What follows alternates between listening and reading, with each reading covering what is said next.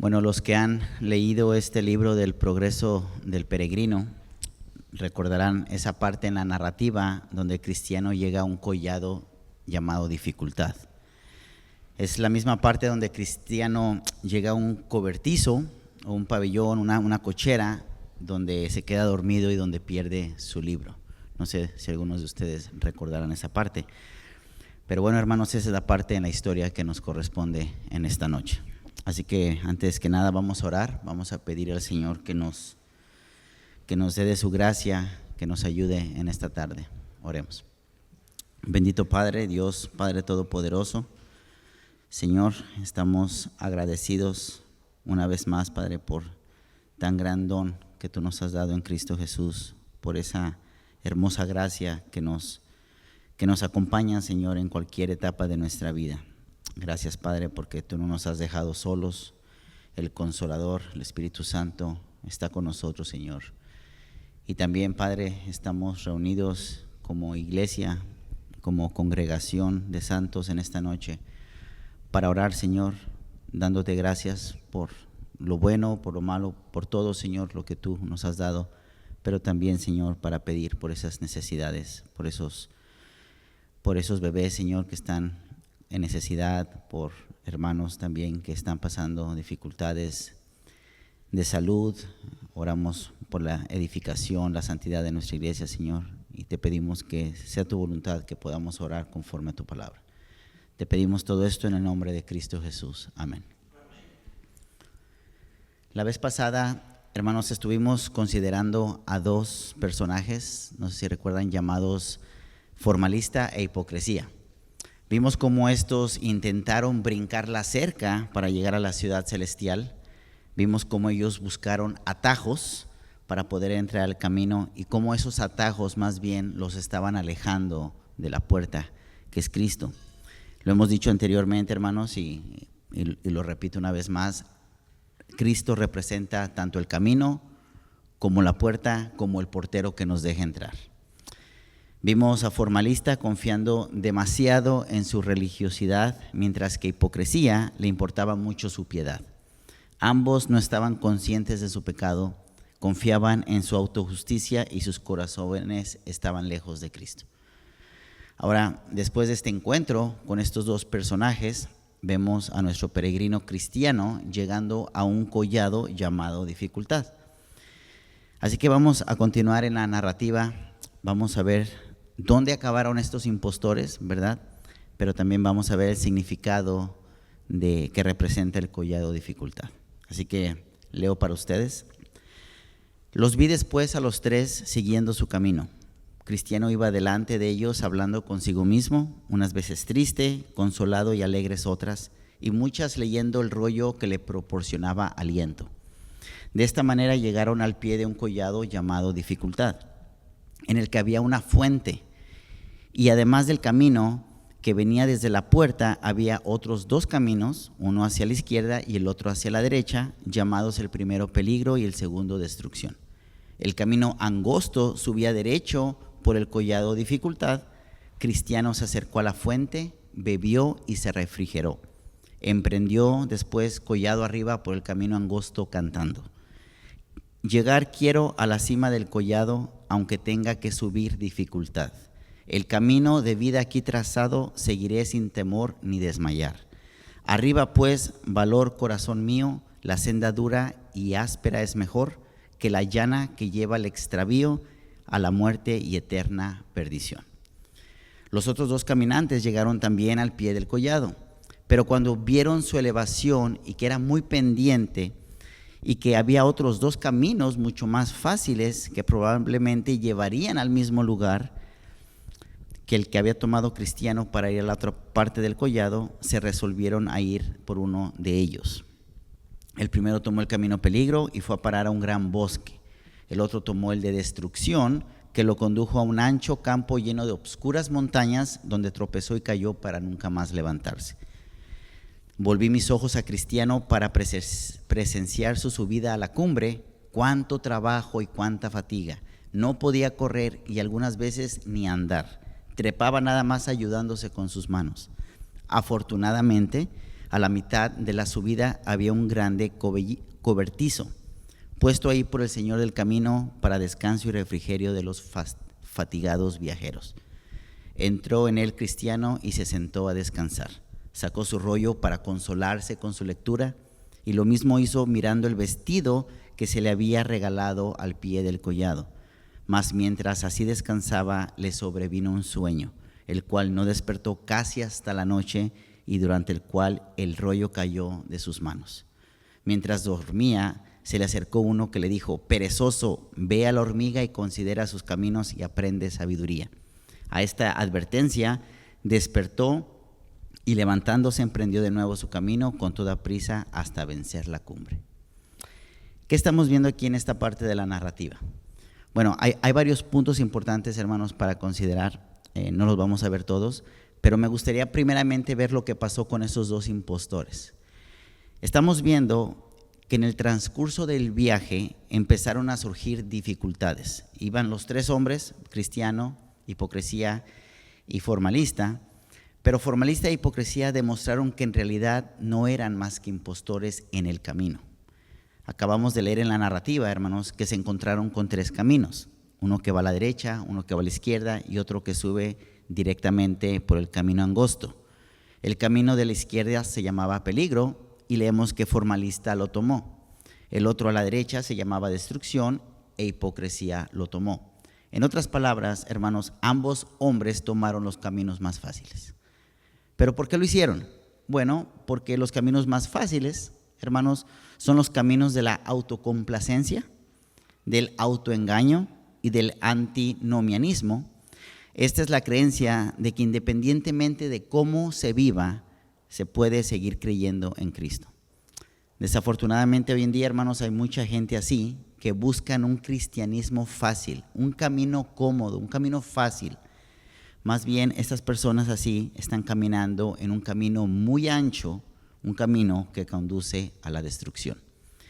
Nuestro Señor Jesucristo dijo en Mateo 7 que solamente había dos caminos y solamente había dos puertas. La puerta ancha, por la que entran muchos, pero que lleva a la perdición. Miren lo que dice Mateo 7:13. Entrad por la puerta estrecha, porque ancha es la puerta y espacioso el camino que lleva a la perdición, y muchos son los que entran por ella. Y la puerta estrecha, por la que entran pocos, y esta es la que lleva a la vida. Versículo 14, porque estrecha es la puerta y angosto el camino que lleva a la vida, y pocos son los que la hallan. La puerta ancha, hermanos, es el camino favorito de los formalistas y de los hipócritas. Un ejemplo por excelencia que podemos sacar es el de los fariseos, ¿verdad? La puerta ancha es la apariencia de justicia, pero no la justicia real. Los fariseos enseñaban que una persona podía entrar en el reino de los cielos simplemente obedeciendo la ley. En cambio, Jesús nos llama a entrar por la puerta estrecha, porque ese es el camino para entrar al reino de Dios. La puerta estrecha, hermanos, es el camino de la verdadera justicia. No justicia que no es nuestra, es la justicia de Cristo que nos lleva a glorificar a Dios en lugar de glorificarnos a nosotros mismos. Mateo 5:16, así alumbre vuestra luz delante de los hombres, para que vean vuestras buenas obras y glorifiquen a vuestro Padre que está en los cielos. Hermanos, solamente hay dos puertas, solamente hay dos caminos: el bien y el mal, el camino a la Canaán celestial o el camino al infierno. En uno u otro de estos todos estamos caminando. Asegurémonos, hermanos, a la luz de la palabra de Dios, claro, que nuestro camino a la puerta, que nuestro camino y la puerta, por la que entramos se llame Cristo.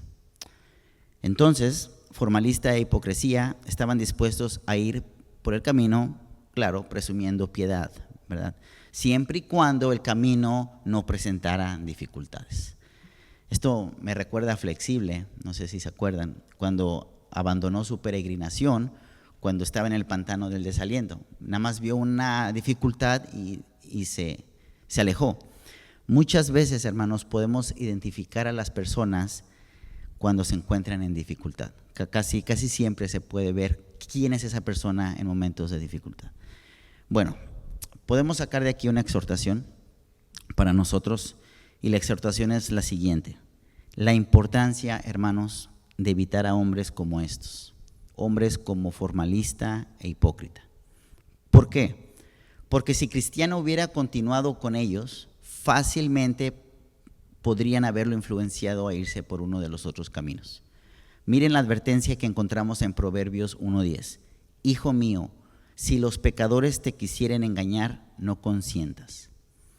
Y miren cómo lo dice el apóstol Pablo en 1 Corintios 15:33. No erréis, las malas conversaciones corrompen las buenas costumbres. El contexto aquí en 1 Corintios 15, el apóstol Pablo está escribiéndole a los corintios acerca de los falsos maestros que habían entrado a la iglesia, ¿verdad? Ellos estaban enseñando que la resurrección de Cristo no era verdad. El versículo 32. Si como hombre batallé en Éfeso contra fieras, ¿qué me aprovecha? Si los muertos no resucitan, comamos y bebamos porque mañana moriremos. Ahora, ¿cuál fue el resultado de estos falsos maestros? Que sus enseñanzas y sus malas conversaciones influyeron en estos hermanos en Corintio. Por eso el apóstol Pablo está diciendo que el relacionarnos con falsos maestros o con hombres religiosos e hipócritas, seremos influenciados negativamente por ellos. La verdad es que las falsas enseñanzas y las falsas compañías, hermanos, no nos conducen a la santidad. No nos convienen, en otras palabras. Tengamos cuidado con las personas con las que nos relacionamos, especialmente con aquellos que están fuera de la iglesia. Los incrédulos pueden hacer que incluso los cristianos más fuertes, hermanos, vacilen en su fe y afecten su caminar con Cristo y ser testimonio ante el mundo. Por eso el apóstol Pablo nos dice, no se dejen engañar. Pregunta, ¿qué debemos hacer? ¿Cómo le hacemos? ¿Cómo nos alejamos de personas como estas? Bueno, la respuesta la encontramos en el versículo 58, 1 Corintios 15, 58. Así que, hermanos míos amados, estad firmes y constantes, creciendo en la obra del Señor siempre, sabiendo que vuestro trabajo en el Señor no es en vano. Como padres de familia, ¿verdad? Como un consejo, permanezcamos firmes contra las influencias impías que pueden corromper a nuestros hijos. Como cristianos, permanezcamos firmes contra aquellos que quieren corromper nuestro camino con Cristo. Y como miembros de la iglesia, permanezcamos firmes contra las falsas enseñanzas y ese evangelio fácil que desvía a todos. Y ¿saben algo, mis hermanos? No podemos estar firmes si no estamos en la palabra de Dios. Esa es la única forma, estar en la palabra de Dios. 1 Pedro 5:8 dice, sed sobrios y velad, porque vuestro adversario el diablo, como león rugiente, anda alrededor buscando a quien devorar. Y el apóstol Pablo nos habla de personas que tienen apariencia de piedad, pero que niegan su poder. Bueno, también a esto se nos llama a que evitemos. Por ejemplo, miren lo que dice 2 Timoteo 3, del 1 al 5. El contexto es una advertencia ante la apostasía, claro, pero miren lo que dice. También debes saber esto, que en los postreros días vendrán tiempos peligrosos, porque habrá hombres amadores de sí mismos, ávaros, vanagloriosos, soberbios, blasfemos, desobedientes a los padres, ingratos, impíos, sin afecto natural, impasibles, calumniadores, intemperantes, que significa como libertinos, liberales, crueles, aborrecedores de lo bueno, traidores, impetuosos, infatuados, amadores de los deleites más que de Dios, que tendrán apariencia de piedad, pero negarán la eficacia de ella. A estos evita. Evitemos a estos hombres, hermanos. Pero ahora escuchemos un consejo sabio. Proverbios 13:20. El que anda con sabios, sabio será. Ahora, ¿cuál es el contraste? Mas el que se junta con necios será quebrantado. Y ahora escuchemos una poesía, una poesía sabia en el contexto de los salmos. Dice el Salmo 1, del 1 al 2.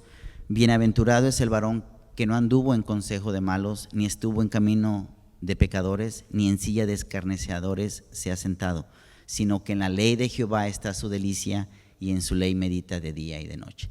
Otra vez lo mismo, hermanos, no podemos estar firmes si no estamos en la palabra, si no meditamos en ella de día y de noche. ¿Saben algo, hermanos? Nosotros los creyentes somos las personas más bienaventuradas, las más felices y gozosas que hay. ¿Y saben por qué? Porque amamos y conocemos a Dios. Eso lo hizo Él en nosotros, que lo pudiéramos amar y conocer. Sí, es una realidad que experimentamos dificultades, vamos a continuar experimentándolas, pero no hay ninguna razón para vivir como miserables, como si no tuviéramos ese gozo, como si no fuéramos diferentes. Aunque seamos tentados a disfrutar de compañías malas, hermanos, o de los placeres que este mundo ofrece, la gracia de Dios hace que nosotros, los creyentes, seamos diferentes a ellos y nos permite que recibamos nuestra delicia de su palabra, no del mundo. En el día del juicio nosotros escaparemos de la ira de Dios, no por nuestras obras de justicia, sino por la justicia imputada de Cristo en nosotros. Por eso somos bienaventurados, somos diferentes, somos santos, somos otros, hermanos, vivamos como lo que somos. No hay necesidad que andemos buscando allá afuera. ¿Qué relación tenemos nosotros con personas así? Más bien, animémonos y busquemos la compañía de los santos, ¿verdad? De los sabios, para que crezcamos en sabiduría y para ser influenciados correctamente. Miren otro consejo sabio, Proverbios 1 del 5 al 6. Oirá el sabio y aumentará el saber, y el entendido adquirirá consejo, para entender proverbio y declaración, palabras de sabios y sus dichos profundos. Muy bien, vamos a continuar.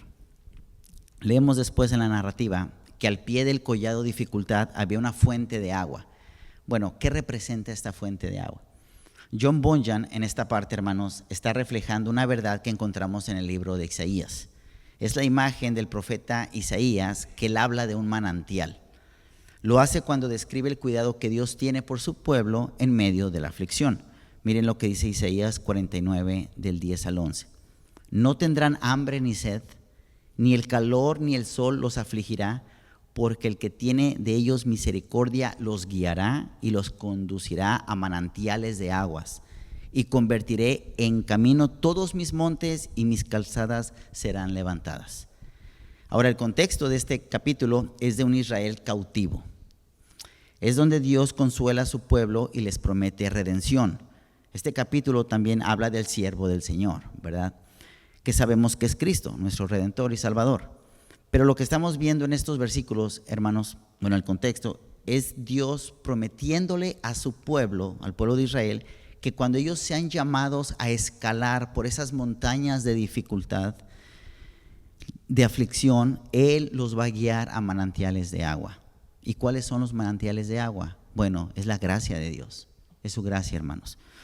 Es la gracia de Dios que nos equipa y nos capacita para enfrentar cualquier dificultad en esta tierra. Es cierto, vamos a tener dificultades en nuestro peregrinaje. Eso es una realidad, hermanos, Dios lo prometió. Filipenses 1:29, porque a vosotros os es concedido a causa de Cristo, no solo que creáis en Él, sino también que padezcáis por Él. Creer en nuestro Señor Jesucristo, el Hijo de Dios, ese es un don, hermanos, eso es fe, ese es algo que se nos dio. Pero el sufrimiento por causa de Cristo también es su don, también Dios nos ha dado eso, a fin de que nosotros los creyentes perseveremos con gozo. Miren lo que dice Juan 13:33, estas cosas os he hablado para que en mí tengáis paz, en mí, en Cristo. En el mundo tendréis aflicción, pero confiad, tener valor, dice la palabra, yo he vencido al mundo. De ahí podemos sacar nuestro valor, de que Él fue vencedor. Hermanos, la vida cristiana realmente es interesante, realmente lo es. Es como una mezcla de problemas y de paz. Es como una mezcla de miedo y de valor. Esa es la vida cristiana. Miren cómo lo dice el Salmo 34, 19. Muchas son las aflicciones del justo, pero de todas ellas le librará Jehová. Este salmo, hermanos, está hablando del único justo que ha pisado esta tierra, nuestro Señor Jesucristo. Este salmo tiene su cumplimiento en el Señor resucitado, pero nos aplica a nosotros, realmente lo hace. Dios, hermanos, permite los sufrimientos de los justos, de los santos, de los que están en Cristo, de manera que nada puede desvanecer su voluntad para nuestras vidas. Esa es una realidad. Miren lo que dice Romanos 8:28.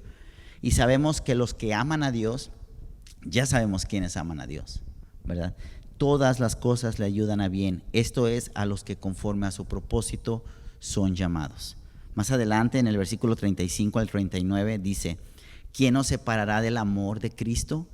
¿Tribulación, o angustia, o persecución, o hambre, o desnudez, o peligro, o espada? ¿Quién, hermanos? ¿Quién nos puede separar de ese amor que Él nos dio para que lo amáramos a Él? Como está escrito: por causa de ti somos muertos todo el tiempo, somos contados como ovejas de matadero. Antes, en todas estas cosas somos más que vencedores por medio de aquel que nos amó. Por lo cual estoy seguro que ni la muerte, ni la vida, ni ángeles, ni principados, ni potestades, ni lo presente, ni lo porvenir, ni lo alto, ni lo profundo, ni ninguna otra cosa creada nos podrá separar del amor de Dios que es en Cristo Jesús, Señor nuestro. Cristo venció la muerte cuando resucitó, hermanos. En todas estas cosas somos nosotros, sus hijos, los santos, más que vencedores por medio de aquel que nos amó.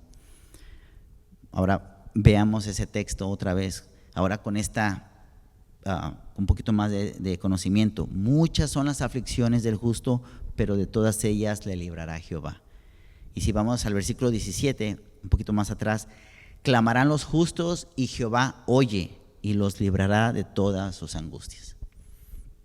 Pero eso no es todo, hermanos, realmente no lo es. Dios nos dice en Hebreos 4:16 que podemos acercarnos confiadamente al trono de la gracia para recibir misericordia y gracia en momentos de necesidad y aflicción. Por eso venimos por fe. Los miércoles, los que siempre venimos, hermanos, venimos porque si oramos, Dios nos va a oír. Porque Él en la cruz, Él fue más que vencedor y nosotros lo somos. Hebreos 4:16: acerquémonos pues confiadamente al trono de la gracia para alcanzar misericordia y hallar gracia para el oportuno socorro. Por eso esa fuente al pie del collado, hermanos, donde Él fue y tomó y se refrescó, representa a Dios preparándonos y equipándonos para lo que viene más adelante. Es su gracia para con nosotros, hermanos. Son los medios de gracia, en otras palabras, por la que Él nos ha dado. Representa su bendita palabra también, representa también la sana doctrina, representa sus promesas, es su gracia. Estos ejemplos son críticos, hermanos.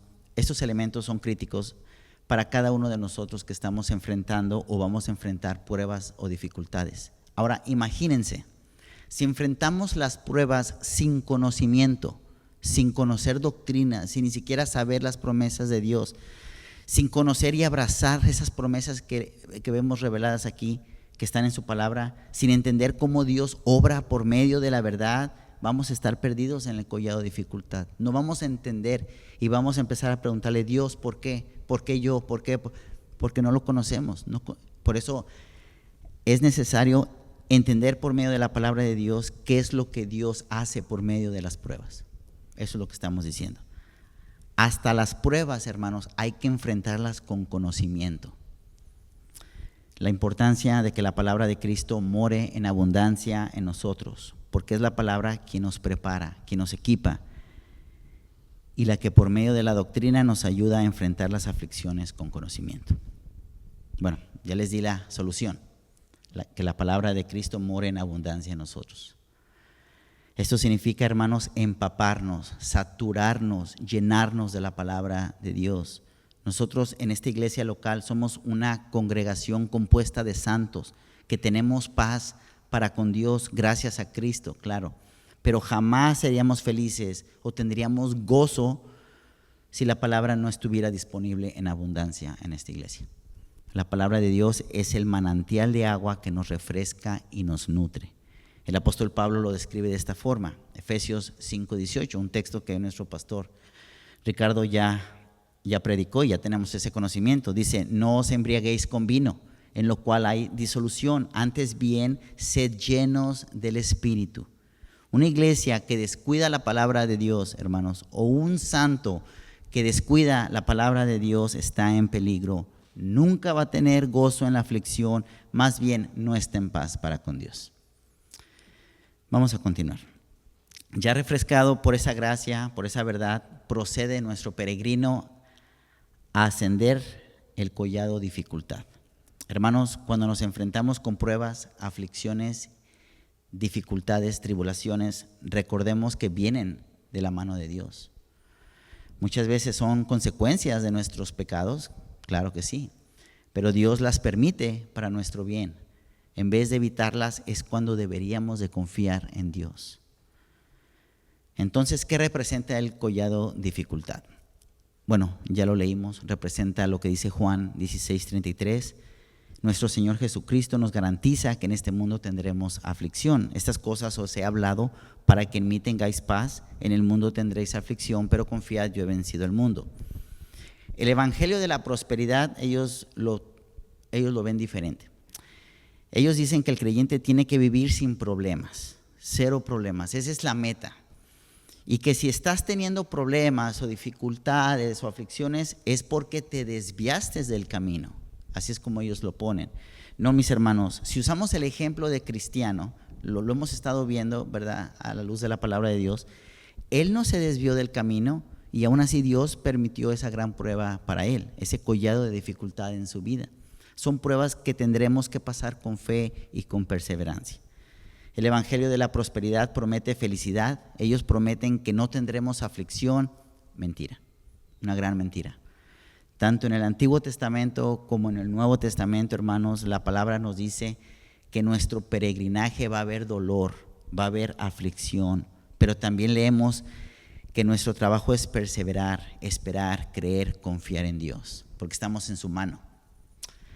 Dios es sabio, hermanos. Él lo que está haciendo en nuestras vidas lo hace con sabiduría. O sea, eso significa que Él sabe lo que está haciendo. Más bien, hermanos, las pruebas o las aflicciones son lo que nos separan de los falsos creyentes, en otras palabras.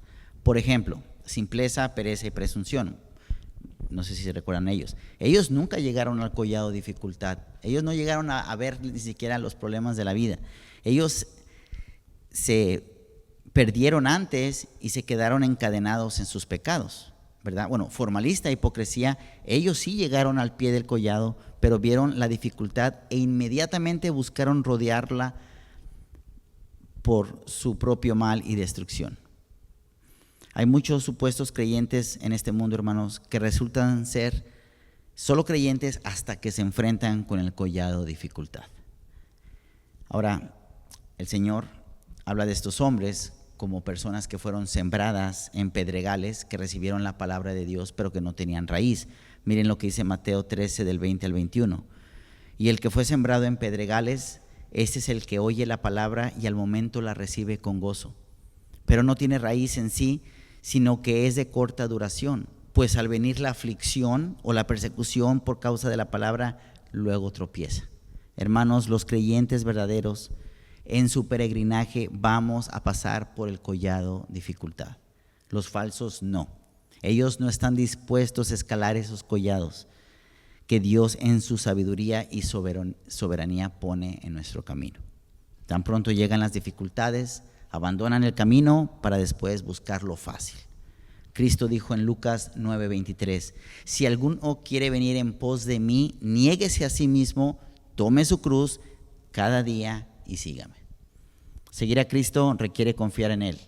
Seguirlo significa vivir una vida cristiana imitando a Cristo, confiando en lo que Él está haciendo por medio de las pruebas en nosotros. Eso significa seguir a Cristo, hermanos. Ahora, pudiera surgir la siguiente pregunta. ¿Qué tipo de dificultades estamos hablando? ¿O qué tipo de dificultades representa este collado de dificultad? No lo sé, hermanos, solo nosotros lo sabemos.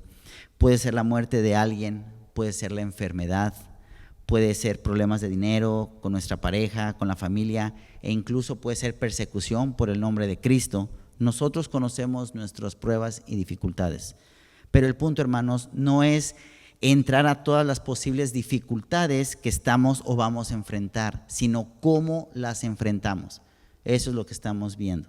Los falsos creyentes, ellos no las enfrentan porque no saben cómo, porque ellos prefieren apartarse del camino, porque eso no les gusta, porque ellos no entienden a Dios, porque ellos no están en Cristo. Pero en el caso de cristiano, parece que su dificultad es grande, pues leemos, dice, cuánto trabajo y cuánta fatiga, no podía correr y algunas veces casi ni andar, trepaba nada más ayudándose con sus manos. lo que es hermoso, hermanos, es que en medio del collado de dificultad, cuando a veces nosotros no vemos la salida, en otras palabras, Dios ha provisto un lugar de descanso, un lugar para recuperar el aliento y para retomar fuerzas para seguir adelante. En otras palabras, Dios ha provisto recursos para fortalecernos. Miren lo que dice el Salmo 37:23. Por Jehová son ordenados los pasos del hombre, y él aprueba su camino. Si el hombre justo, el que está en Cristo, cae, no quedará agotado, porque Jehová sostiene su mano. Dios está con sus hijos en todos los collados de dificultad, hermanos. Él nos sostiene y no nada más, y no nos da más de lo que podamos soportar. Dice la narrativa: afortunadamente, a la mitad de la subida había un grande cobertizo, puesto ahí por el Señor del camino. Unas de las hermosas provisiones de Dios, hermanos, en medio de la dificultad, es, como dice la narrativa, un agradable cobertizo. Ahora, ¿qué es un cobertizo? Cobertizo es como un tejado, una palapita, un lugar donde podemos descansar. Mientras que el cristiano lucha por subir el collado, dice que se refugia en un cobertizo. Es un lugar, hermanos, donde encuentra consuelo de los dones que recibió en la cruz. Uno de esos es el rollo. Lo hemos dicho anteriormente, el rollo representa su seguridad de haber sido realmente convertido, su seguridad de salvación, sellado por el Espíritu Santo, que le recuerda que ha sido salvo por gracia. El rollo representa la palabra de Dios. Pero también cristiano considera su vestimenta, lo que él trae puesto, la justicia de Cristo, ya lo hemos dicho, ¿verdad? Que fue dada en la cruz. Es la realidad de que Dios ha puesto la justicia perfecta en su cuenta y en medida en el hecho de que ahora está vestido de la justicia de Él. Pregunta: ¿está usted sacando el rollo, hermanos, y considerando su vestimenta que tiene ahora en Cristo en medio de sus aflicciones y de sus pruebas? Es una pregunta para que nosotros reflexionemos. ¿Estamos nosotros enfrentando nuestro collado de dificultad con conocimiento, con la palabra, con la verdad? La verdad es de quiénes somos ahora en Cristo, qué nos dice la doctrina. El propósito del cobertizo es refrescar a los viajeros cansados. Es un lugar para encontrar fuerza y ánimo a lo largo del camino. Pero el cobertizo, hermanos, no está diseñado para que vivamos en él, para que estemos ahí todo el tiempo en ese lugar descansando. No pretende distraer a los viajeros de continuar su viaje. Es un lugar para descansar un momento, para recuperar aliento y para luego seguir adelante, hermanos. En otras palabras, el cobertizo se convierte en un obstáculo cuando nos acomodamos. Es como caer en un desmayo pecaminoso de orgullo y autosatisfacción en nuestro estado actual de gracia. No sé si se entiende. El cobertizo, hermanos, es la gracia de Dios colocada en el collado de dificultad para brindar una perspectiva alentadora. Miren lo que dice John Bunyan en uno de sus libros. Hay que ser cuidadosos de aquí a la gloria para mantener un equilibrio en nuestro caminar, animados al considerar cuánto Dios ya nos ha dado y cuánto hemos avanzado, pero impulsados al considerar cuánto Dios aún nos ha prometido y cuánto nos queda por recorrer. Hermanos, nos regocijamos de que ya no somos lo que éramos, sino que seguimos adelante. Miren lo que dice Filipenses 3, del 12 al 14. No que lo haya alcanzado ya, ni que ya sea perfecto, sino que prosigo por ver si logro así aquello por lo cual fui también asido por Cristo Jesús. Hermanos, yo mismo no pretendo haberlo ya alcanzado, pero una cosa hago, olvidando ciertamente lo que queda atrás y extendiéndome a lo que está por delante. Prosigo a la meta, al premio del supremo llamamiento de Dios en Cristo Jesús. Cristiano corría, dice que con manos trepaba el collado de dificultad, pero ahora descansaba y su pereza de estar descansando lo llevó al sueño. Dice la narrativa que mientras él se recreaba le sobrevino un sueño en el cual no despertó hasta la noche. Durante el rollo cayó de sus manos. En otras palabras, hermanos, se quedó dormido ahí en medio de la prueba. El problema fue, hermanos, en ser negligente en su responsabilidad de ser sobrio, en su responsabilidad de vigilar. Es como si hubiera olvidado la misma advertencia que le dio a simple, a pereza y a presunción, cuando él le citó 1 de Pedro 5:8. Sed sobrios y velad, porque vuestro adversario el diablo, como león rugiente, anda alrededor buscando a quien devorar. Nos recuerda también a esa advertencia que Cristo le da a sus discípulos en el Getsemaní, Mateo 26:41. Velad y orad, para que no entréis en tentación. El espíritu a la verdad está dispuesto, pero la carne es débil. Estar alertas, hermanos, en su palabra y en oración. Entonces, ¿qué estamos viendo aquí? Estamos viendo que el cristiano en medio de la aflicción se pone a descansar, se queda dormido, ¿verdad? No estamos diciendo que está mal que descansar en las promesas de Dios. Ahorita voy a dar un ejemplo para que se entienda un poquito mejor. Pero lo que John Bunyan está ilustrando, hermanos, es el peligro de abusar o excedernos en la oportunidad de descansar. Para que mejor me entiendan, voy a darles un ejemplo. Eso es lo que pasa cuando un creyente llega al fin de semana en medio de la prueba y de la dificultad y decide descuidar las disciplinas espirituales como la oración y el estudio de la palabra porque es fin de semana, ¿verdad? Muchas veces nosotros tenemos un problema con nuestra pareja y en ese momento nos ponemos a buscar de Dios, oramos como nunca, leemos la palabra como nunca, queremos solucionar el problema, pero llega y se soluciona el problema y ¿qué pasa? Descuidamos esa lectura, descuidamos esas oraciones, llega el fin de semana, nos preparamos para el domingo, pero dejamos esos medios de gracia, hermanos. Eso es lo que estamos diciendo. Tenemos un gran problema, pero tan pronto se soluciona el problema y descuidamos las disciplinas. Nos quedamos dormidos, ya no leemos la palabra, ya no oramos como lo estábamos haciendo. Ya empezamos a olvidar los medios de gracia. Por ejemplo, diciendo, ya viene el domingo, ¿ya para qué sigo leyendo la palabra? No, hermanos, estamos hablando de no quedarnos dormidos, de siempre estar preparados, siempre estar listos. De ese descanso estamos hablando, ese error que puede aumentar y empeorar las luchas o las pruebas. En esta alegoría vamos a ver más adelante que el haberse quedado dormido realmente genera una prueba mucho mayor. Ya para terminar, hermanos, una última exhortación. Dios en su providencia nos ha dado de su gracia y nos ha dado de esos medios de gracia para fortalecernos, especialmente en la prueba y la aflicción. Pero no nos ha dado ese respiro o descanso en medio de la prueba para que seamos negligentes en nuestros deberes espirituales. No hay que pensar, hermanos, que porque ya vamos a escuchar la predicación del domingo o que tenemos el devocional el miércoles, podemos nosotros descuidar de nuestro propio estudio, de nuestro propio devocional o de nuestros cultos familiares. No pensemos como que podemos descuidar los medios de gracia a fin que la iglesia ya tiene la mesa puesta para nosotros. No, mis hermanos, no descuidemos esas disciplinas espirituales. Son cosas que nosotros ya hacemos naturalmente. No significa que las tenemos que hacer para ser creyentes. Ya naturalmente nosotros queremos siempre estar en la palabra. Sea sábado o sea viernes, es un deleite para nosotros. Lo necesitamos para saber con qué compañías estar, pero también lo necesitamos para fortalecernos en la prueba. No nos quedemos dormidos, hermanos, estemos alertas.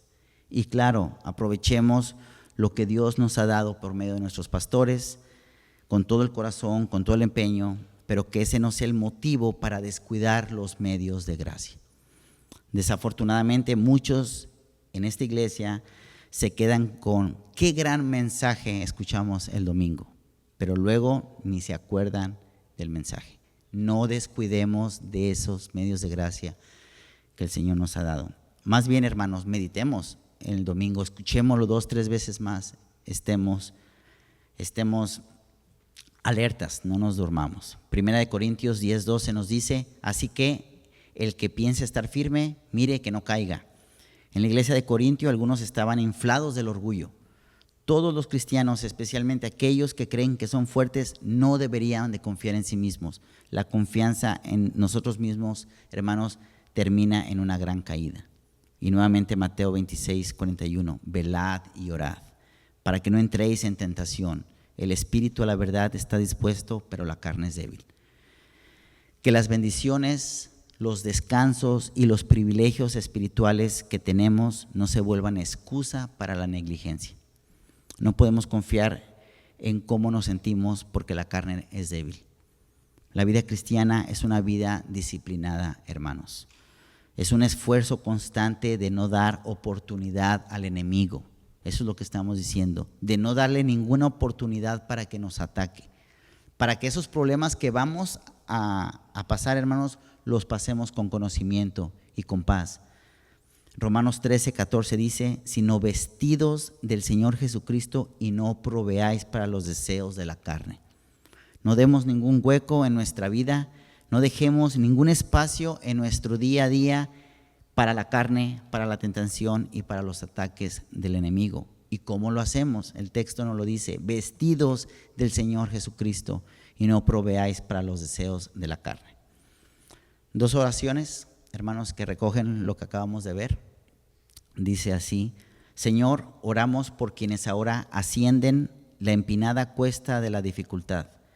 Ayúdalos a superar cada lucha, aunque sus fuerzas estén casi agotadas. Padre, ayúdalos a no acobardarse. Desviándose a la izquierda o a la derecha, fortaleceos para afrontar cada prueba avanzando hacia la cima. Señor, te rogamos que nos mantengas vigilantes en tu cobertizo mientras descansamos, para que el rollo de nuestra seguridad no se caiga de nuestro pecho por un momento. Padre, ven y manténnos despiertos, limpia el sueño sofocante, para que la noche no nos sorprenda pronto, permítenos caminar mientras es de día.